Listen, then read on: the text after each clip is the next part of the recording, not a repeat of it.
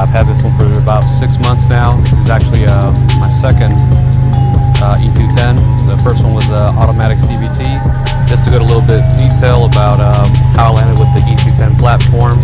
Basically left the car scene for about 4 to 5 years during my time as a mainline automotive tech. Just expensive with tools kept me away from modifying cars, and I actually had a 2008 Civic Si for a while up until the engine block cracked.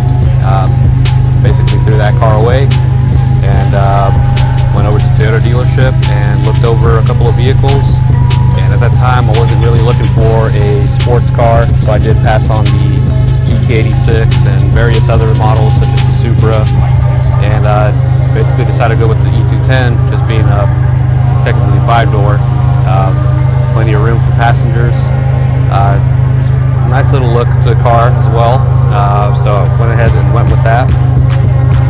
And I had the car for about a week, and I actually worked across the street from Lime Creek Road, there at the Lime Creek Quarry.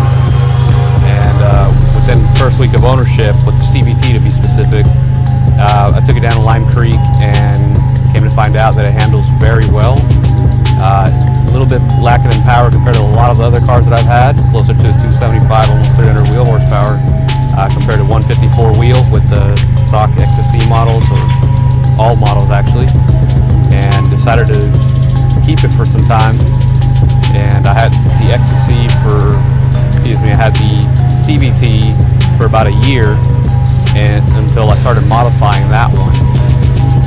Then I made the decision to trade it in for the 6MT.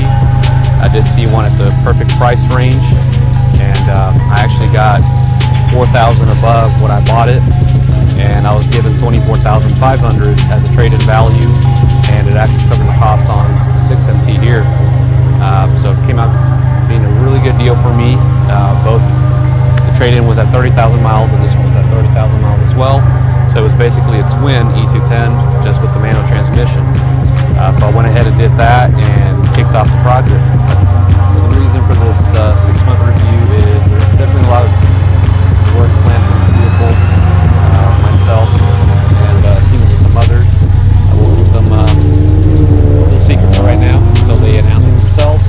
But we are doing a NA build, which my power goal is about 225 to 250 wheel horsepower with the first 1 or 2 mods. Not going big yet, but there is a lot of goals for this platform here, and that's about what I think I'll be making within a month or two, hopefully, if everything goes as scheduled. I am a bit delayed on that. Currently looking for a second car, which is going to be my second project, which that will be the big power build, which is going to be a 3.0 Toyota Supra. And I love that car, and since debut, it's been a car that I've been wanting to purchase, and I just feel the time is about right to pick one up. So I've been shopping around and almost landed a deal. Wasn't quite what I liked, but we'll leave that for another day once I pick that up. But back to the E210, I do have a lot of plans, everything from half cage to racing suits and harness. This is going to be a dedicated track and street car. Once again, I do call it the daily, but it really isn't. Maybe once in a while I'll go get groceries, typical grocery getter. But coming back to the engine mods, we definitely feel 225, 250 wheel horsepower goal. Really no cost to it, aside from solving oil pressure problems, if there's any. But we'll definitely update the group and the community to that. So definitely stay tuned for that.